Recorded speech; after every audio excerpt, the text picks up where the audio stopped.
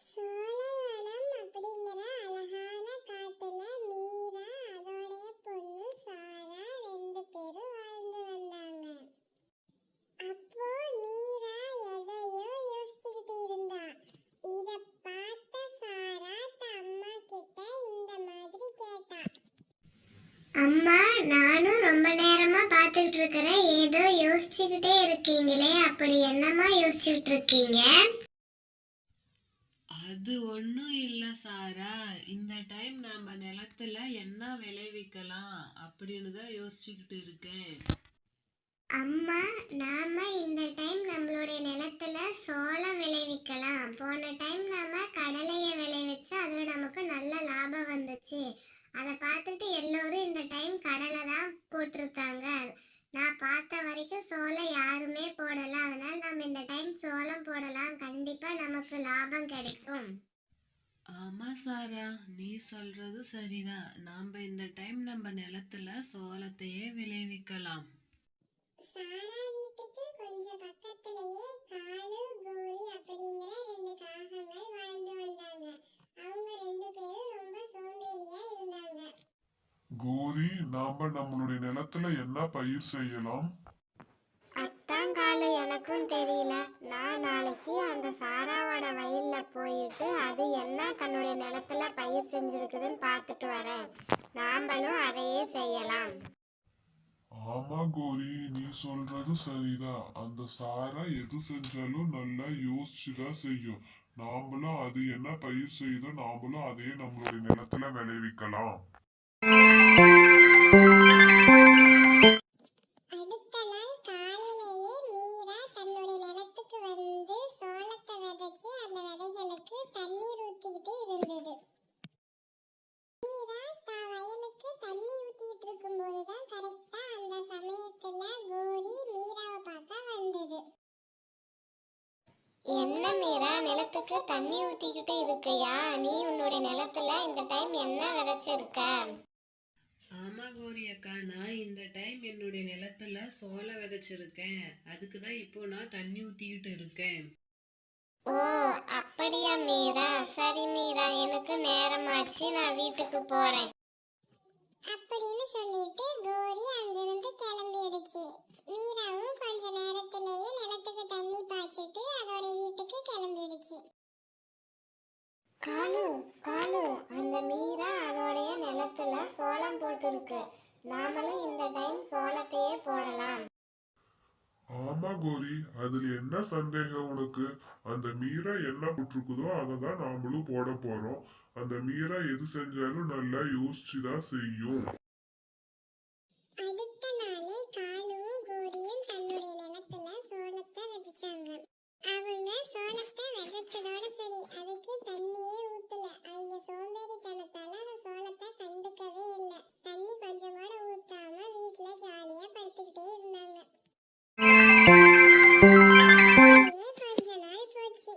மீனுவோட காட்டுல சோளம் நல்லாவே தளைஞ்சு அது அறுவடைக்கு தயாரா இருந்தது. ஆனா காலு கோரியோட காட்டுல அவங்க தண்ணியே ஊத்தாதனால சோளம் சின்ன சின்னதா தான் தளைஞ்சிருந்தது. சாரா, நம்மளுடைய நிலத்துல சோளம்லாம் நல்லா தான் தளைஞ்சிருக்குது. கண்டிப்பா நமக்கு இந்த டைமும் லாபம் வரும். சோளமெல்லாம் அறுவடைக்கு தயாரா இருக்கு. நாம அதை நாளைக்கே அறுவடை செஞ்சு மூட்டை கட்டி வச்சிடணும். ரெண்டு பேரும் கொஞ்ச நேரம் அப்படியே பேசிக்கிட்டே அன்னைக்கு நைட்டு படுத்து தூங்கிட்டாங்க. அடுத்த நாள் மீரா சோளத்தை எல்லாம் அறுவடை பண்ணி 10 சோள மூட்டைகளா கட்டி வச்சது. காலு கோரியும் தான் வயல்ல விளைந்த பயிரை அறுவடை செஞ்சாங்க. அவங்களுக்கு 4 மூட்டை மட்டும்தான் கிடைச்சது. அப்போ கோரி காலு கிட்ட, அந்த மீராவுக்கு எவ்வளவு வந்திருக்குது நான் போய் பார்த்துட்டு வரேன் அப்படின்னு கிளம்பி போய் அங்க பார்த்துச்சு. மீரா அதுக்கு தண்ணி எல்லாம் ஊத்தி நல்லா பார்த்துக்கிட்டதுனால அதுக்கு 10 மூட்டைகள் வந்திருந்தது. இதை பார்த்தா கோரிக்கு கொஞ்சம் பொறாம அதிகமாச்சு. காலு, நம்மளை விட அந்த மீராவுக்கு தான் அதிகமா விளைச்சல் வந்திருக்கு. நம்மளுடைய விளைச்சல் வெறும் 4 மூட்டைகள் மட்டும்தான். ஆனா அந்த மீராவுக்கு 10 மூட்டை. ஆமா கோரி, அந்த மீரா மட்டும் எப்படிதான் இப்படி கஷ்டப்பட்டு வேலை செய்யுதோ தெரியல. நம்மளால மட்டும் செய்யவே முடியல. சரி, பாத்துக்கலாம். நைட்டு 12 மணி ஆச்சு. கௌரிக்கு தெரியாம தன்னுடைய வயலுக்கு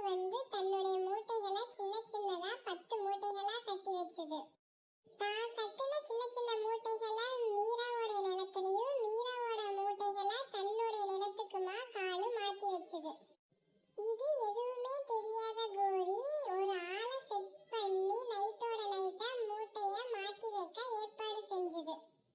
அவங்களும் இப்போ காலுவோட நிலத்துல இருந்த பெரிய மூட்டைகளை மீனுவோட நிலத்துக்கும், மீனுவோட நிலத்துல இருந்த சின்ன மூட்டைகளை மறுபடியும் காலுவோட நிலத்துக்கும், அவங்கவுங்க மூட்டைகளை அவங்கவுங்க நிலத்துக்கே மாத்தி வச்சுட்டாங்க.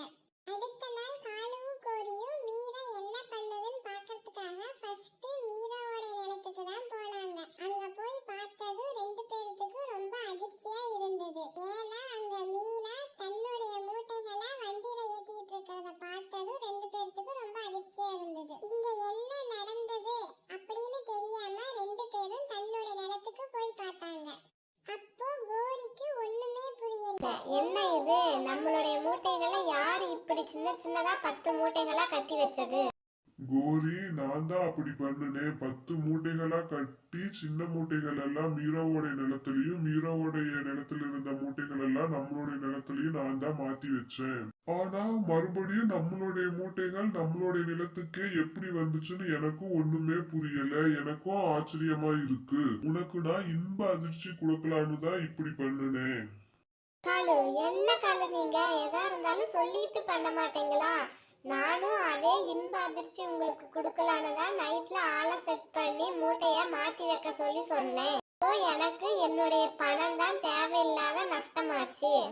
ஓ, அப்போ நான் மாத்தி வச்ச மூட்டைகளை நீ செட் பண்ண ஆளுங்க தான் மறுபடியும் நம்மளுடைய மூட்டையை நம்மளுடைய நிலத்துக்கே கொண்டுட்டு வந்து வச்சிருக்காங்களா?